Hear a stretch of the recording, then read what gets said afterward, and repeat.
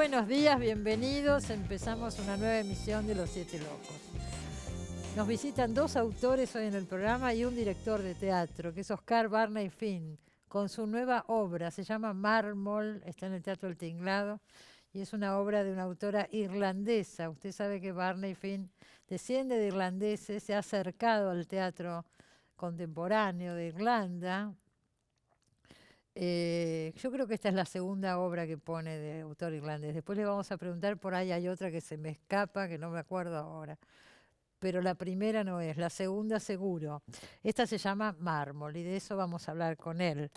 Nos visita también Néstor Tirri, el escritor y periodista Néstor Tirri, con su nueva novela La impostora de Parma, una historia que transcurre en Parma, en Italia, a principios del siglo pasado, alrededor del mundo de la ópera, la lírica. Hay un montón de elementos muy atractivos en esta novela. Y empezamos el programa con un escritor que ya nos visitó este año, pero vuelve ahora porque tiene un nuevo libro. Podemos pensar que es de cuentos, relatos, tal vez una novela dividida en capítulos diferentes. Lo vamos a hablar con él. Ya lo presentamos. Guillermo Sacomano nació en Buenos Aires en 1948. Escritor, este año dio el discurso de apertura de la Feria del Libro de Buenos Aires. Es autor, entre otros títulos, de Prohibido escupir sangre, El pibe, Cámara Gesell, Cuando temblamos y Soy la peste. Esperar una ola es su nueva novela publicada. Bueno, Esperar una ola. Acá lo tengo. Vamos a empezar por la tapa. Dibujo de tapa de Guillermo Sacomano. Dibujos míos. Sí, ilustraciones mías. El dibujo es la otra cara de la luna. Sí. Yo dibujo desde muy pibe. Yo creo que de pibe aspiraba más a dibujante que a escritor. Después las cosas se fueron dando de otra manera. Me enganché con la historieta, pero como guionista me fui hacia la palabra, pero nunca dejé de dibujar. Nunca dejé de dibujar ni de pintar. Pintás también. Y pintar. En este momento estoy experimentando con pasteles, con carbonillas, con tintas. Y estoy preparando una muestra que se inaugura ahora en el mes de octubre en la librería Galería Menéndez en Paraguay al 400. Pero qué bien, anunciemos esto. Bueno, te voy Yo a mandar quiero el ir. flyer Sí. apenas tenga. La fecha no te acordás. Sé que la inauguración oficial, institucional, es el 20 de octubre. 20 de octubre, falta poquito, sí. Falta poco. Pero te voy a mandar toda la información, porque no la tengo, está a cargo mi hija. ¿Qué te produce eso? Como un deseo realizado, un deseo que se cumple. Algo Pero que es exponerse también. Es ¿no? exponerse. No sé, me siento como un pibe, porque estoy haciendo bien. a los 74 lo que me hubiera gustado hacer tal vez a los 18, a los 20. Bueno, es lo que hay que hacer, dentro de lo que se pueda. Y no he dejado de dibujar nunca. Y la prueba está en estas tintas que son acuáticas, que son la tapa del libro. Sí, tienen una, qué sé yo, me hace acordar a algunas estampas y grabados japoneses, por ejemplo. Hay algo de eso. Hay mucho de eso, porque yo miro mucho dibujo y pintura japonesa, algo del arte zen. Y creo que, además, como suelo escribir mucho a mano, excepto las notas periodísticas, que esas notas son mucho más de oficio y uno se sienta y... Pero las novelas, los cuentos, ¿no se escriben a mano? Depende. Yo ya escribí varios libros manuscritos, yo llevo varios libros manuscritos, y creo que hay una relación entre la palabra escrita, entre el escribir, la grafía, tiene que ver con el dibujo, y tiene que ver con el silencio. Trabajás de otra manera, pensás de otra manera. Tu relación con el silencio te lleva a una meditación de la palabra. Por supuesto que después, cuando pasás a al ordenador, a la computadora, ahí corregís y corregís. Pero nada te quita la espontaneidad que tenés con la página en blanco y volver yo uso una virome negra y unos cuadernos que son tipo los Moleskine. Sí. Entonces que es muy Bueno, hay bello toda el una trabajo. tradición ahí también, te remite a eso. Y me encanta escribir a mano, me encanta, y ando llevando siempre. Tenés suerte de no haber perdido, porque como se escribe cada vez menos a mano, a mí también me pasa. A veces me cuesta escribir a mano, en serio te lo digo. No, yo tengo mucha soltura en ese Qué sentido. bien. Tengo mucha soltura y creo que tengo una caligrafía bastante clara. Eh, es una cosa, una actitud ante la escritura muy diferente a la del escritor tradicional de nuestros días, ¿no? Al Claro, escritor convencional. claro. Pero esto te obliga además a una reflexión sobre el lenguaje, sobre lo que estás diciendo y por qué lo estás diciendo. Que creo que el vértigo que tiene la computadora es engañoso. Yo creo que es muy práctico cuando vos necesitas un print para corregir, obviamente, pero si no la pantalla te canta como que está listo el texto, es todo tan prolijito, tan limpito, pero vos tenés que entrarle a esa aparente prolijidad. Todo este libro, Esperar una ola, se hizo a mano. Partes. Por ejemplo, hay un cuento que es el cuento de la internación, hay 2 cuentos de internación, un cuento de internación o un episodio, porque no sé si llamarlos cuentos tampoco. Bueno, yo no te quería interrumpir, pero pensaba eso. La primera pregunta es, ¿son cuentos? Yo creo Vamos a decir una cosa, no tiene título cada uno. No, porque preferí que fuera así, al igual que en Cámara Gesell, que funcionara como novela atomizada. Claro. ¿No? Ah. Entonces hubo textos que los escribí a mano y hubo textos, el de la internación, por ejemplo. Yo estaba operado en plena COVID, estaba operado de una hernia. Y se me ocurrió una historia ahí escuchando a las enfermeras y digo, ¿dónde la escribo? Y me había escabullido el celular y la escribí en el celular. Y se la mandé al toque a Juan Boido para que la archivara. Y al toque escribí otra y se la mandé también a Juan. Y Juan se emocionó. Que además no es tu editor. No, pero es mi gran amigo. Es de la competencia, digamos. No, pero Juan es escritor y somos amigos desde... Ya sé que son amigos, creo que vos me lo presentaste. Él fue mi editor en Radar durante casi 20 años. Bueno, pero hoy es el director de Random House y Sacomano edita con Planeta, entonces le manda los textos al director de la competencia. Este libro tiene varias personas que colaboraron. Una esencial es Paula Pérez Alonso, que es la que vio que esto funcionaba como una atomized novel, categoría que usan los gringos. Mira, atomized novel. Sí, que es una atomizada, que, con esquirlas y con pedazos, como Cámara Gesell, ¿te acordás? Yo lo pensaba desde otro lugar, pero llegamos a la misma conclusión, pero lo pensaba desde esto, desde la ola, desde el mar. Bueno, porque hay son cuentos o no son cuentos, son pensamientos, son historias que se van, ¿no? Se van ensamblando y van articulando un relato. Claro. También de reflexión sobre la escritura, porque cada 2 o 3 relatos hay un relato que tiene que ver con la reflexión de la escritura. La otra editora clandestina de este libro fue Ángela Pradelli, también Angie. Yo le iba mandando material, le digo, mira, ignoro el sentido de este libro que estoy escribiendo, no sé de qué viene este libro, pero había algo que tenía que ver con el surf, y es la cuestión de, que a mí me parece que es analogizable a la escritura, que es la única manera de cuando ves los surfistas que están horas y horas esperando una ola. Ahí en ola. Villa Gesell los ves. Sí, y yo digo, yo alguna vez intenté, pero el cuerpo no me dio y las costillas rotas. Pero el asunto es, este es un trabajo que yo considero trabajo, oficio, hablando en criollo, culo en silla, que es como permanecer en la tabla esperando la ola.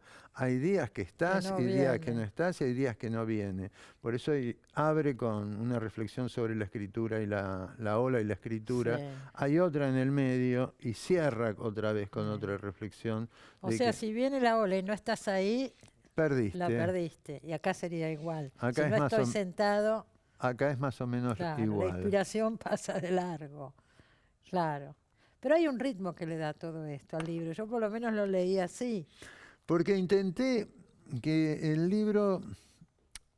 Estas son situaciones que te das cuenta cuando terminas el libro, porque cuando estás dentro del libro vos seguís y muchas veces sentís que la brújula está rota. Mm.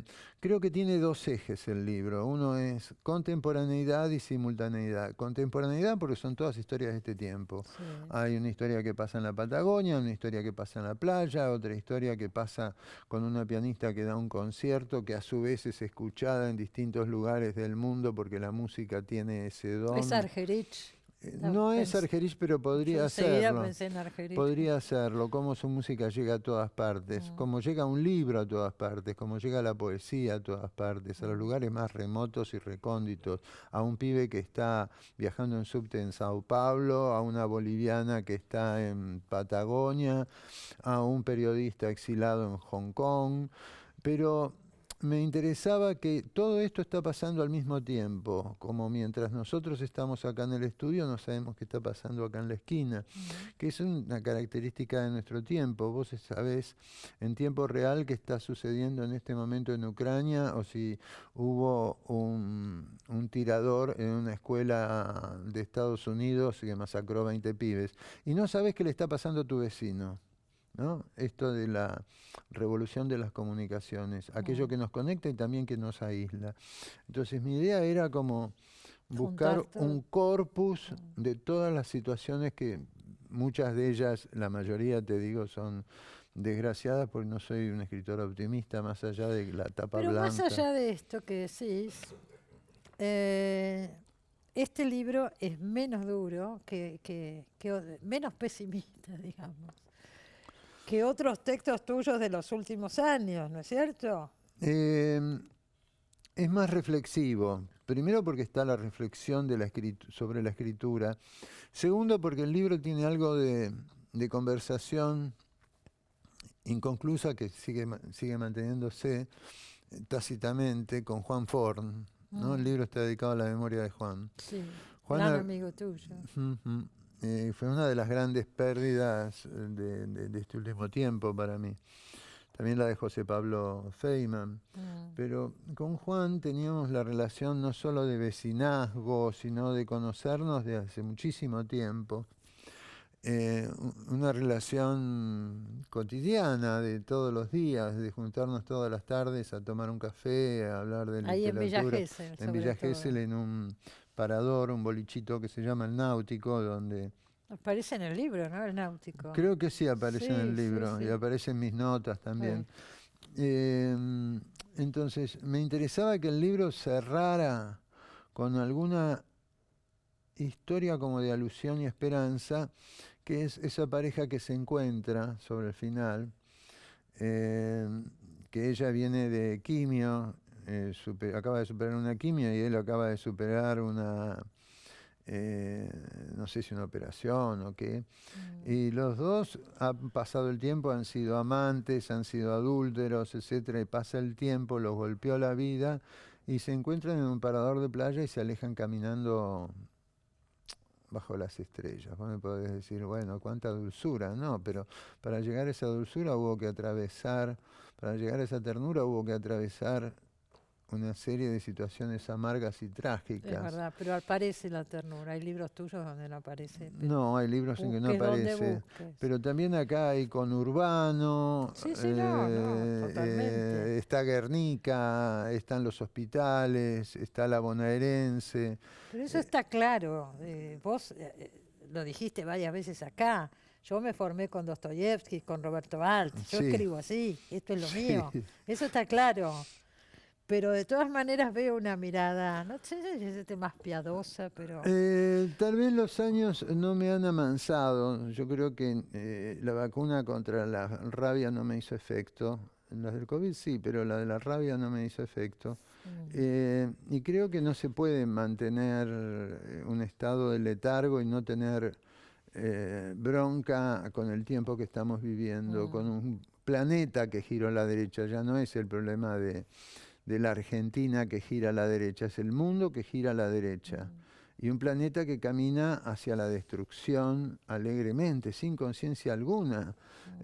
Conciencia creo que hay un poco más a partir del COVID, por ejemplo, pero no se tomaron medidas al respecto. Mira, mi esperanza está en que los pibes puedan tener conciencia. Yo creo que tienen más conciencia están más preocupados por el medio ambiente, el cambio climático, que nuestra generación, que tenía Pero sin otro duda, tipo no de... pensábamos en eso No, prácticamente. no. Las inquietudes eran otras, ¿no?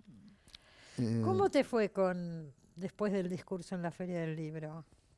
Acá estoy. Acá estamos, sobrevivimos, decís. No, es decir, para mí el discurso fue un momento más de mi vida. Me dieron la oportunidad de decir lo que yo pensaba, fui, lo dije, me pareció que ese era el escenario apropiado, ya que era el lugar donde se podía hablar de la materialidad del libro y del tema del dinero, que es un tema que se elude siempre porque parece que uno escribe por amor al arte, y es cierto que uno tiene amor al arte y ama el arte, pero también vivimos de esto y vamos a morir de esto. Como decía el negro Fontana Rosa, ¿usted vive de esto? Sí, pero también voy a morir de esto, decía el negro. Entonces me fue. Mirá, no ha cambiado nada desde entonces. Esto lo planteé en el discurso. No ha cambiado nada. Es decir, yo sabía de la inutilidad de ese discurso y sabía que estaba expresando mi disgusto con la realidad, que estaba incómodo, que estoy incómodo con la realidad, pero que nada ha cambiado con respecto a la situación del libro. Te pegaron bastante. Pero soy duro, Te nací digo, en bueno, eso... Mataderos, querida. ¿Sabés las veces que cobré? No. No te hace nada. No. Y el otro día estuve practicando voz un poco. Encontré una bolsa en casa de mi hija en Pacheco y estuve practicando y me mira. salía todavía, no con la intensidad que antes, pero no es piña más, piña menos. Estamos acá. Acá estamos. ¿Cuándo no nos han golpeado? Nuestra generación que atravesó dictaduras, pérdidas. Si nos hemos criado, si vos y yo, que tenemos la misma edad, somos coetáneos, hacemos nuestra autobiografía conjunta, hemos pasado tanto tiempo bajo gobiernos militares, autoritarismos, hemos vivido tanto la violencia, que nada ya puede sorprendernos. Sin embargo, pasan cosas que todavía, cuando empezó la pandemia, decía, también una pandemia, ¿no? También una pandemia. No teníamos nada que... Por eso digo, siempre pasa algo que a uno lo sorprende. Sí, pero somos una generación de resistentes, creo. Sí, más allá de que podamos pensar políticamente distinto, vos y yo, y tener disidencias, somos seres acostumbrados a la resistencia. Y a la lucha. Y yo cuando cerré el discurso de la Feria del Libro, recurrí a una idea de John Berger que me parece genial, que dice, escribo con la esperanza entre los dientes. Y me parece que es la actitud que tenemos que tener nosotros. Por lo pronto. Por lo pronto. Esperar una ola. Nuevo libro de Guillermo Sacomano. Y no me acuerdo qué día, el 20 y pico de octubre, todos a la... El 20 de octubre, vamos? Librería Menéndez en Paraguay al 400. Paraguay al 400. Vamos a conocer una nueva faceta de Guillermo Sacomano. Escondida y reprimida y ahora por fin liberada. Y ahora ve la luz. Es lo que te digo, hay que darse todos los gustos que uno pueda. En vida. Ahora. Seamos felices mientras estamos aquí y nos dejan. Ahora que nadie mira, podemos ser felices. Gracias por haber venido, como Gracias siempre. a vos. Recordemos que vino acá a grabar con nosotros, apenas dio el discurso en la Feria del Libro, lo buscaban de todos lados. ¿Dónde vino Sacomano? Acá vino, a comentar un poco lo que había pasado. Tenemos mucha historia juntos. Bueno, ¿qué va a pensar nuestro público? Que piensen lo que quieran, si estamos más allá del bien y Tenemos del mal. mucha historia, nos conocemos hace muchos años, pero bueno, esto es así, hace 35 que hacemos este programa. ¿Tu primer libro en qué año salió? 80 y algo. Mi primer libro, si pensamos en términos literarios... Sí. No, porque también es literario la historieta. Yo empecé, mi primer publicación fue un poema de una revista inexistente cuando yo tenía 18, 19 años, en una revista de estudiantes de filosofía y letras. Y después empecé a publicar historietas en el año 73, 72, 73. Y mi primera novela, con Trillo escribimos novelas con seudónimo, novelas policiales con seudónimo. Pero la primera novela que fue prohibido, hubo un libro de de poemas que editó Rodolfo Alonso Mirá, en pero eso es como la 1980. prehistoria. La primera novela, ¿cuál fue? La primera novela se publicó en el 83-84. ¿Nombre? Prohibido escupir sangre, inhallable, que algún día la voy a agarrar y la voy a revisar y corregir. ¿Y quién te dice? Y sí, es otro gusto pendiente. Otro gusto pendiente. Bueno, nos vamos al corte, que hoy tenemos muchísimos invitados y poco tiempo. Gracias. Gracias a Gise, vos una vez gracias. más. Como siempre. Ya volvemos.